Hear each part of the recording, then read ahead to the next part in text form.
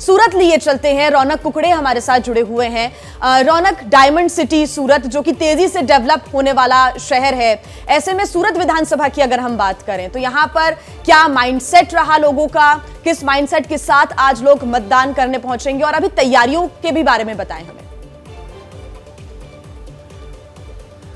कि देखिए, मुख्य तौर पर जिया मैं आपको बता दूं कि सूरत गुजरात का दूसरा सबसे बड़ा शहर है और आज यहाँ की जो जनता है वो निश्चित तौर पर इलेक्शन की सूरत जो है वो तय कर देगी। मुख्य तौर पर मैं आपको बता दूं कि सूरत शहर की अगर बात की जाए तो करीबन यहाँ पर विधानसभा की 12 सीटें आती है। पिछले बार 11 सीटें बीजेपी ने जीती थी और बीजेपी पिछली बार जो बढ़त बना पाई थी, सबसे मजबूत किला जो है बीजेपी का ये कहा जाता है। यहीं से बीजेपी के प्रदेश अध्यक्ष CR पाटिल भी आते हैं।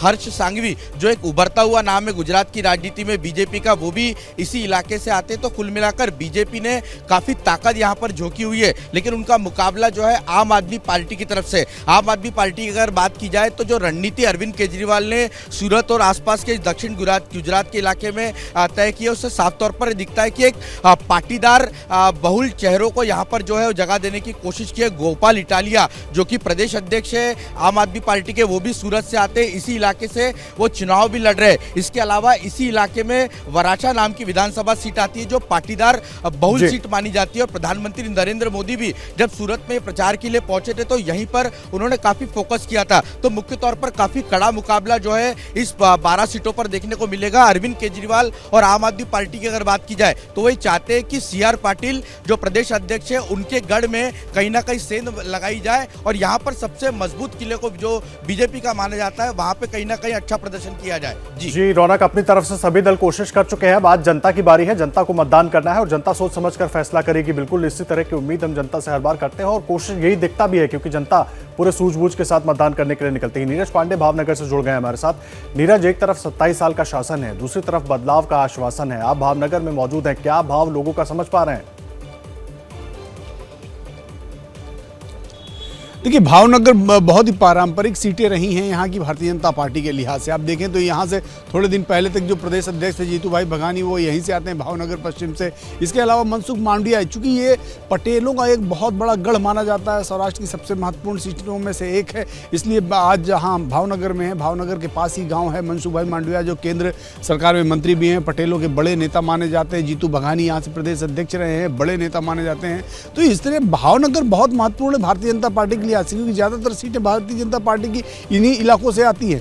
ऐसे में भाजपा का पहला जो प्रयोग होगा कि ज़्यादा से ज़्यादा सीटें फिर से जीती जाएं और फिर से सत्ता में पहुंचा जाए। क्योंकि अगर पिछला रिजल्ट देखें तो 182 सीटों वाले गुजरात में महज 99 में भारतीय जनता पार्टी का पहिया रुक गया था। ऐसे में भारतीय जनता पार्टी का जो प्रयास होगा कि उस 99 की आंकड़े को उठाकर 120 या 125 तक ले जाया जाए, जिसको भारतीय जनता पार्टी के सभी बड़े नेता बार बार मंचों से कहते भी हैं। खुद प्रधानमंत्री नरेंद्र मोदी इतनी मेहनत करें और आज जब हम बात कर रहे हैं तो गुजरात के अहमदाबाद में उनका अब तक का सबसे लंबा रोड शो होने वाला, ये बताता है कि भारतीय जनता पार्टी और भारतीय जनता पार्टी के बड़े नेता इस चुनाव को लेकर बहुत गंभीर हैं और वो किसी भी प्रकार का कोई रिस्क नहीं लेना चाहते हैं। तो भावनगर भी उनमें से एक है।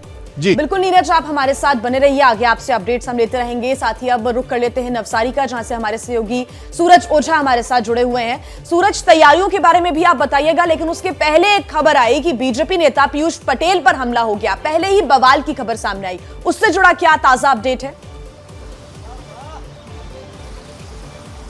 जी बिल्कुल, देखिए बीजेपी के जो उम्मीदवार हैं पीयूष पटेल, उन पर हमला हुआ है।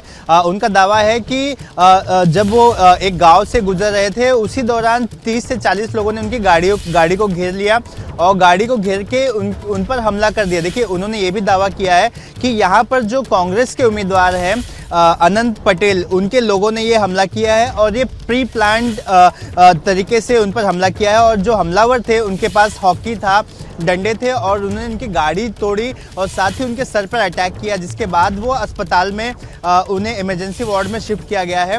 और मीनवाइल उन्होंने पुलिस को शिकायत भी की है कि इस पूरे मामले में जो अनंत पटेल हैं, जो कांग्रेस के उम्मीदवार हैं, उनके खिलाफ कार्रवाई की जाए, क्योंकि अब उन्हें ऐसा लगता है कि वो यहाँ से हार सकते हैं। देखिए, जो नवसारी जानकारी आप दे रहे हैं लगातार अपडेट आपसे आगे भी लेते रहेंगे। तमाम सहयोगी हमारे साथ जुड़े हुए हैं अलग अलग पोलिंग बूथों पर, अलग अलग शहरों में, अलग अलग जगहों पर, और पूरी जानकारी एबीपी न्यूज पर पहुंचाते रहेंगे। मेगा कवरेज लगातार जारी है। जैसे ही घड़ी का काटा दोपहर 2:30 पे आए, बबीता जी का दिल सास बहू साजिश के लिए मचल जाए। और ये है इनकी बहू, पूरे दिन ऑफिस की टेंशन हो जाए गॉन जब ये करें अपना फेवरेट शो फ्री टाइम पे ऑन। इनकी तरह आप भी देखें अपना फेवरेट शो अपने टाइम पर और डाउनलोड कीजिए एबीपी लाइव ऐप अपने स्मार्ट टीवी पर।